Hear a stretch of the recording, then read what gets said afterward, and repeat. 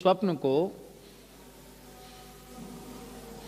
साधक की साधना का, उपासना का दर्पण माना गया।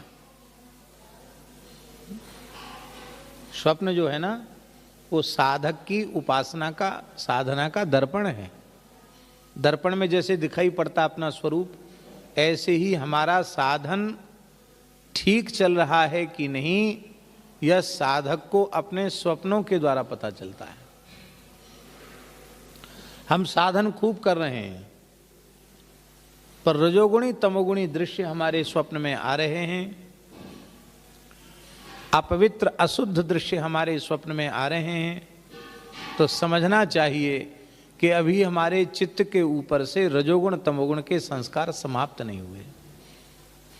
उसके लिए हताश निराश होने की आवश्यकता नहीं है, और अधिक ईमानदारी से सत्संग करने की, और चलते फिरते उठते बैठते सोते खाते पीते जगते हर समय अधिक से अधिक श्री हरि नाम के आश्रय की आवश्यकता है। निराश तो होना ही नहीं। पहले सात्विक पदार्थों का दर्शन स्वप्न में आरंभ होता है। देवी देवताओं का दर्शन, ऋषि मुनियों का दर्शन, गंगा आदि पवित्र नदियों का दर्शन, गौ ब्राह्मण का दर्शन, संत का दर्शन। धीरे धीरे सात्विकता और अधिक बढ़ती है। जब चित्त गुणातीत अवस्था की ओर बढ़ता है, तब भगवत लीलाओं की अनुभूतियां होती। विलक्षण विलक्षण भगवान की लीलाओं के दर्शन होते हैं, और वह स्वप्न स्वप्न नहीं रह जाता है। स्वप्न को लोग मिथ्या कहते हैं,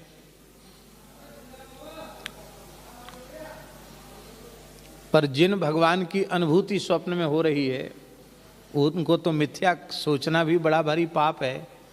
वो तो मिथ्या नहीं है, वो तो सच्चिदानंद है। इसलिए स्वप्न भले ही मिथ्या हो, पर स्वप्न में दिखने वाले भगवान मिथ्या नहीं है, वे तो परम सत्य हैं। और भक्तों के स्वप्न भी सत्य होते हैं।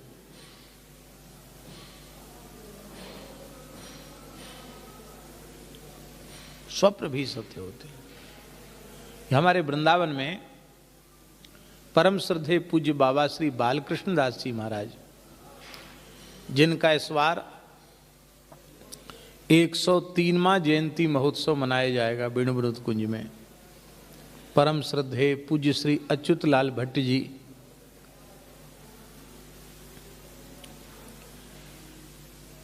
सुंदर प्रवचन प्रस्तुत करेंगे।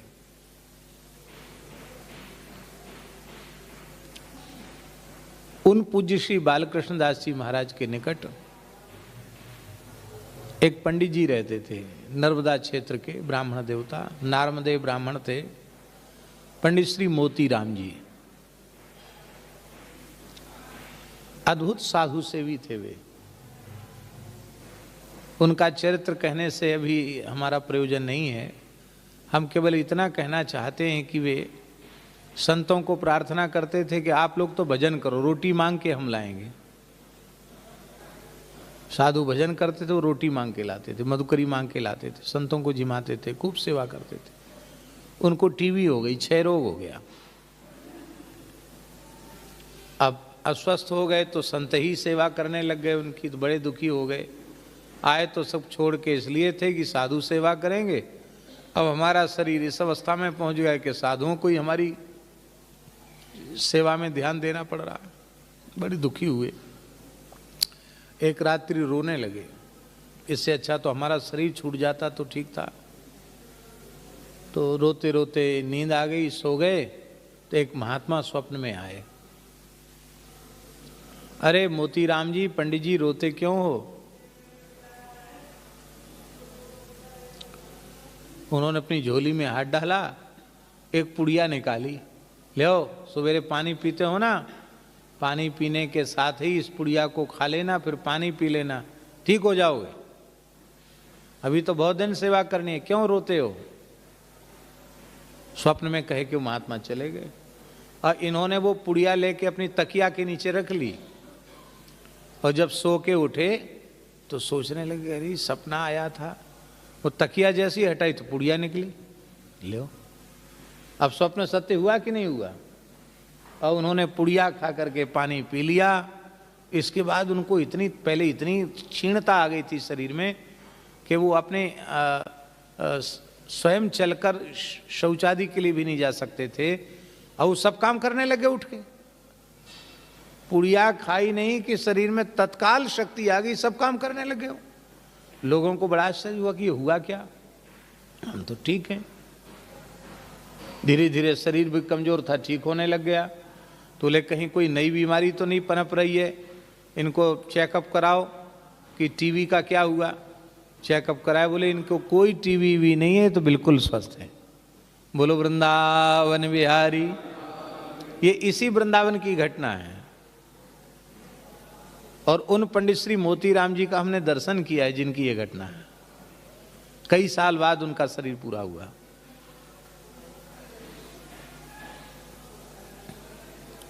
स्वप्न भी स्वप्न नहीं रह जाते।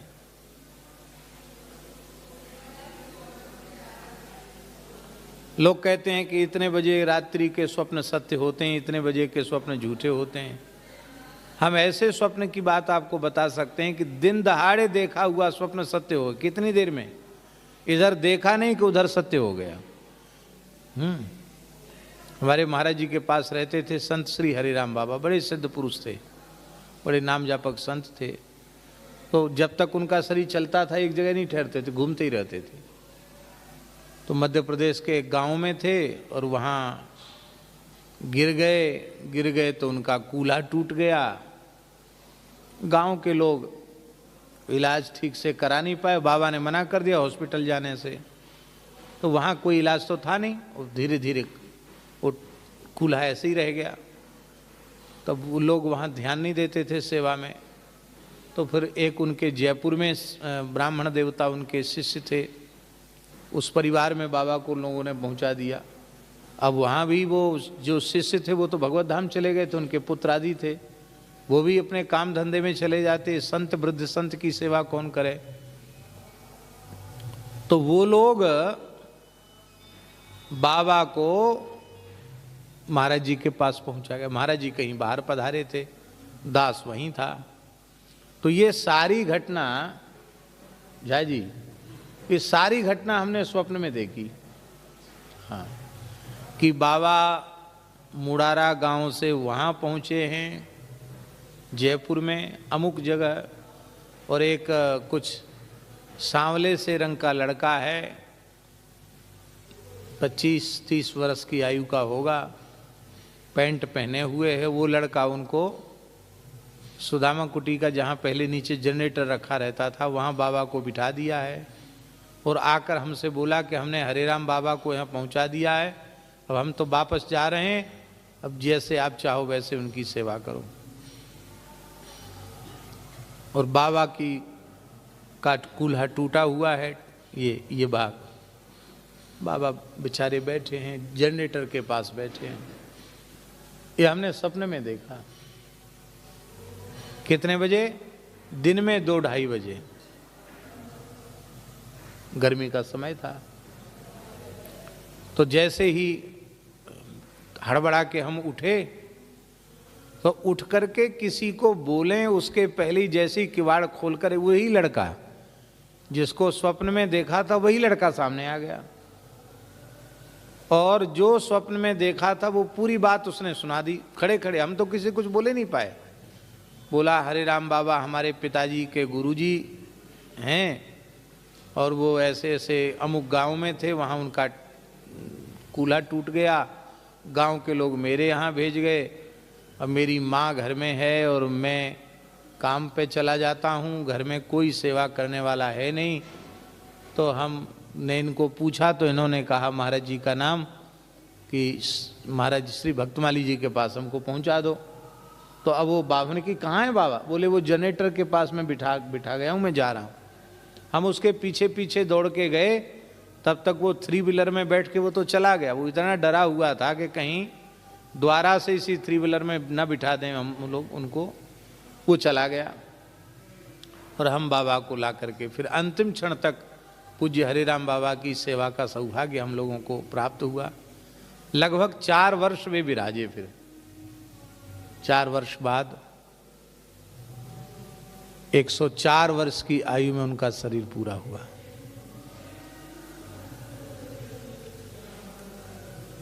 ऐसे एक दो घटनाएं नहीं, तमाम घटनाएं जिनको सुनकर सहसा किसी को विश्वास न हो। पूज्य पहाड़ी बाबा महाराज से हमने पूछा कि महाराज ऐसा कैसे होता है? स्वप्न भी, लोग कहते स्वप्न तो झूठे होते, पर स्वप्न भी यहाँ झूठे नहीं होते, एकदम सत्य ही हो रहे हैं। तब उन्होंने ये बात कही कि चित्त जब